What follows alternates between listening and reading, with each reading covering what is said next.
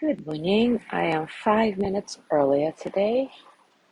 Continues to be quite windy, although it was supposed to be okay by now. And I don't know, you know how my internet is when it's windy. But let's cross our fingers and hope that it's not gonna interrupt our practice.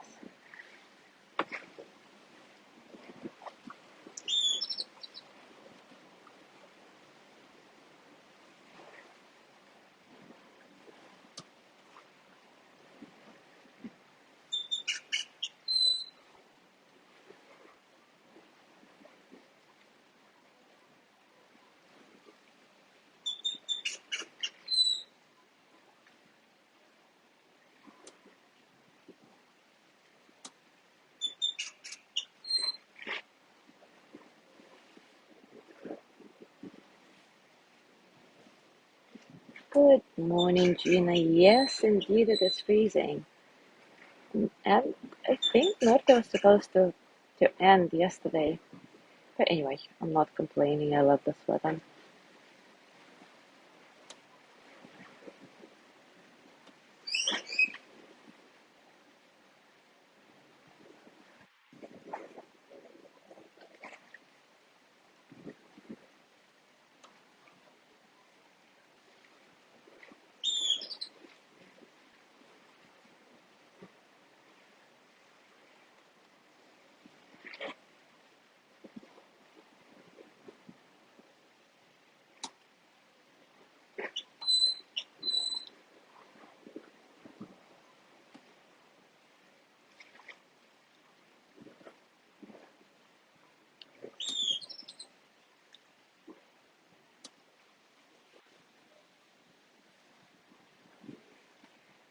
Good morning, Alice. Yes, Gina, I agree. It's so nice. Nice and fresh.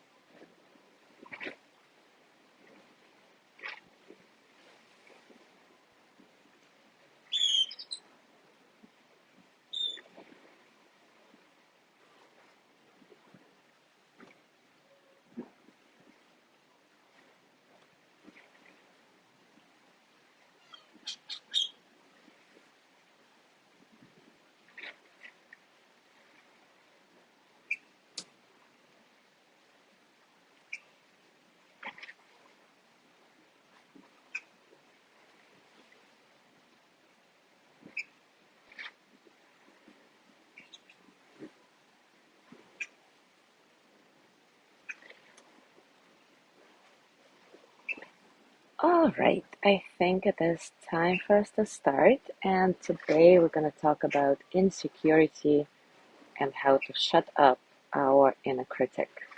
I think something we can all use.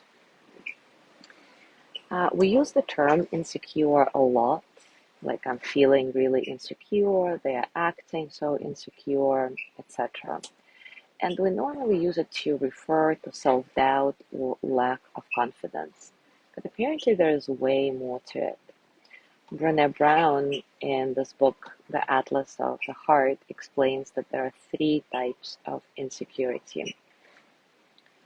Domain-specific insecurity that occurs when we're insecure about a specific domain or resource in life, like food, finances, or physical safety. The second type is relationship or interpersonal insecurity. that occurs when we don't feel we have a supportive and trusting relationship. And finally, there is this general or personal insecurity that is about feeling overly critical of our weaknesses. And this may include being critical or overly critical of our body image or our performance at work or whatever it is for you. According to researchers Alice Huang and Howard Berenbaum, the opposite of personal insecurity is self-security, which they define as the open and non-judgmental acceptance of one's own weaknesses. That sounds really nice, no? The open and non-judgmental acceptance of one's own weaknesses. What's really interesting about their research is that they found out that we can have high self-esteem and still be insecure if we're overly critical of our imperfections. In their studies, they found that self-security is positively correlated with self-compassion and, of course, negatively correlated with shame-proneness, neuroticism, fear of negative evaluation, fear of relationship conflict. They also found that people who are more secure are more willing to be vulnerable with others. Their findings suggest that if we're comfortable with our own weaknesses, in other words, if we're self-secure, we are more successful at being emotionally close to others and more likely to have healthier relationships. Brené Brown writes, "What strikes me here is how feelings of both personal and interpersonal insecurity might cause us to behave in ways that push others away or to pull away from others for fear of being rejected."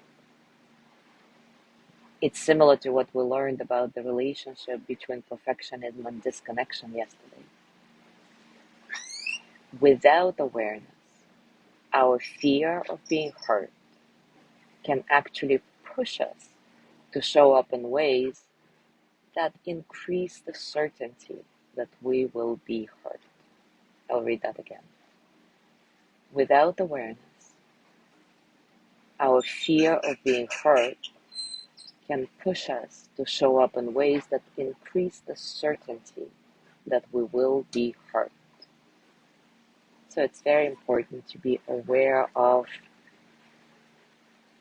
our fears and our negative self-talk, our insecurities, and create this open and non-judgmental space of acceptance of our own weaknesses so that we don't feed into the certainty of being hurt, because this is what we're afraid the most. Anyway, today I want to do this practice of shutting up the inner critic, because this is what interferes with being overly critical with yourself. Rick Hansen writes, "Everyone messes up. Me, you, the neighbors, everybody. It's important to acknowledge our mistakes, learn from them, and feel appropriate remorse. But most people keep beating themselves up way past the point of usefulness. They are unfairly self-critical. Inside the mind, there are many subpersonalities.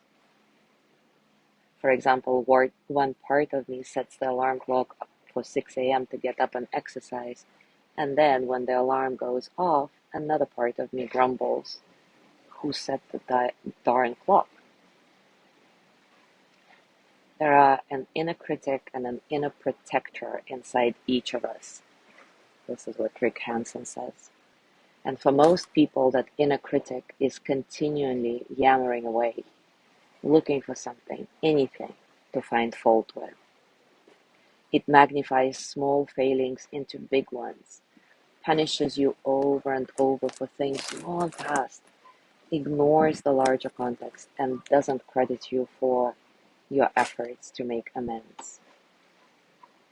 That's why you need your inner protector to stick up for you, to put your weaknesses and misdeeds in perspective, to highlight your many good qualities surrounding your lapses, to encourage you to return to the high road even if you've gone down the low one. And frankly, to tell that inner critic to simply shut up. So let's do this together now. Take a comfortable position, and as always, take a few moments to settle in. Notice all the circumstances of your practice, internal and external. Notice how you make the distinction between the internal and external.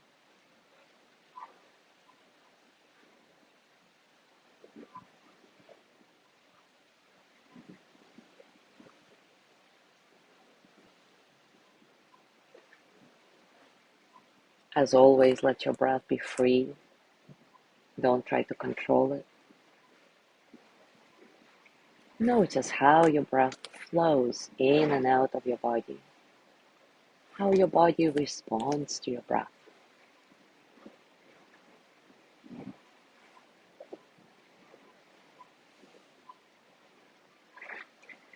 And now see if you can get in touch with a feeling of being cared about by someone in your life, today or from your past. Get a felt sense that this person is caring for you deeply right now. See if any part of this person has been actually taken into your own mind as part of your inner protector.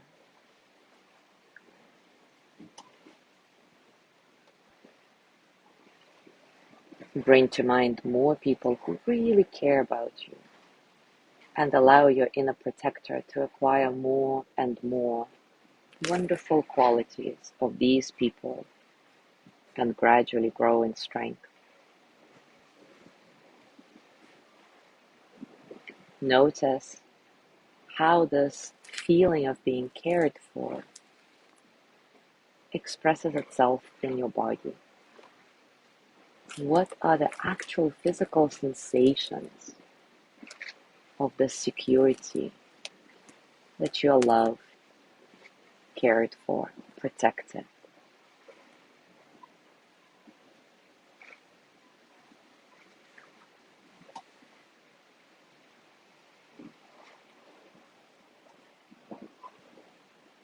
And staying with this feeling, this visceral feeling of being cared about, bring to mind some of your many great qualities, your own. You can actually ask your inner protector to list all the good qualities it knows about you. Maybe it's patience, determination, fairness, kindness, whatever it is for you.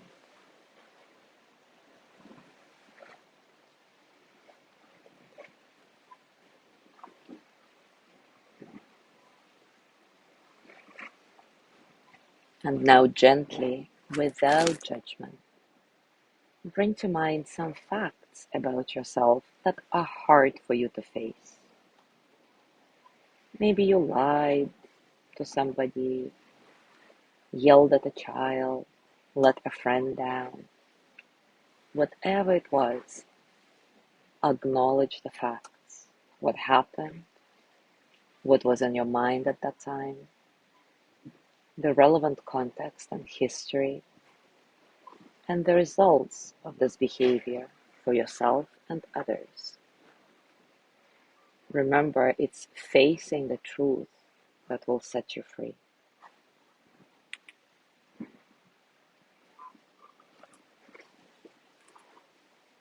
Notice what starts happening in your body as you bring to mind those hard to face facts.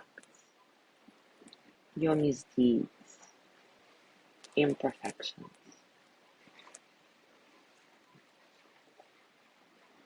How does this insecurity express itself in your body?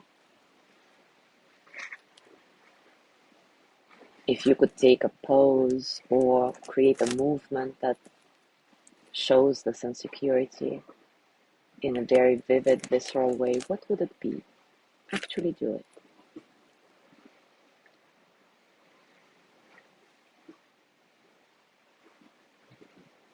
And now, to the extent that you are able to right now, in a very open and non-judgmental way, take responsibility for your unskillful behaviors.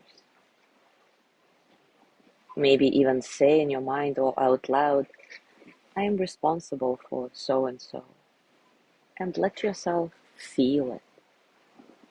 Let yourself connect with it in your body.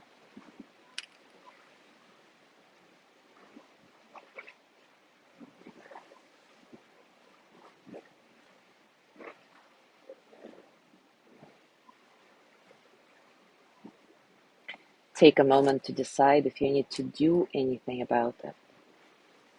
Maybe it's an inner work that needs to be done inside your own heart. Or maybe it's amends, asking for forgiveness that you need to do out in the world. Can you commit to doing it today? Or at least starting the process today without fear of being judged, without fear of being rejected? Let that intention sink in and appreciate yourself for this very intention.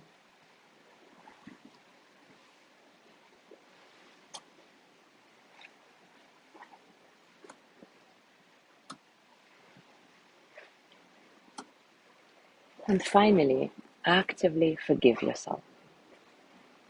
Repeat mentally or out loud, I forgive myself for this and that.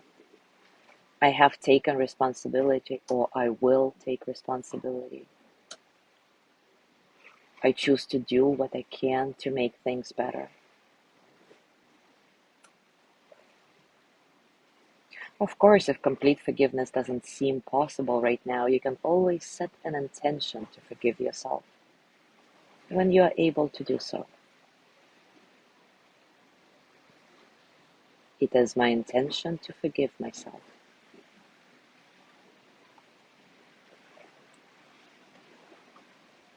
You can also ask your inner protector to forgive you and everyone else who is involved in this situation.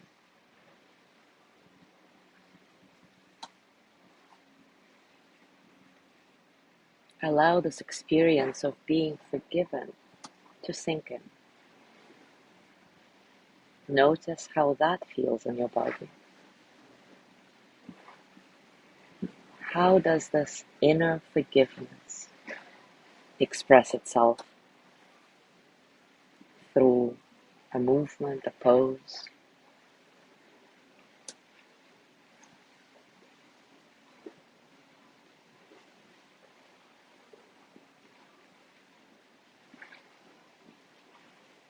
You can also remind yourself that actually, if you stay connected with your body and heart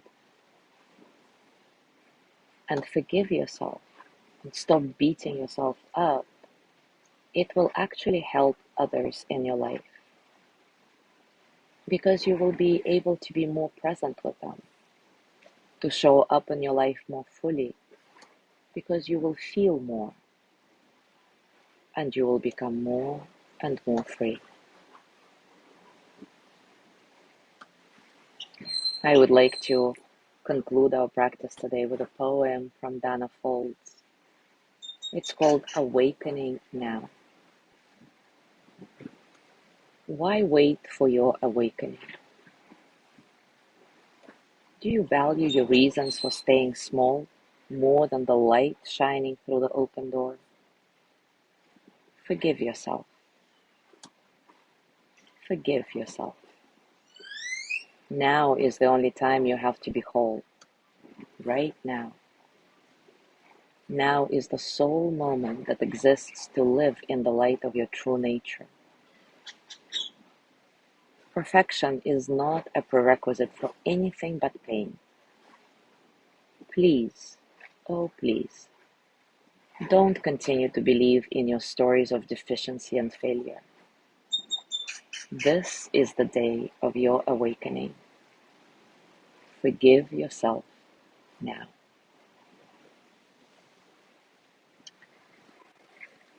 Thank you so much for being here today. Have a beautiful day, and I will see you tomorrow.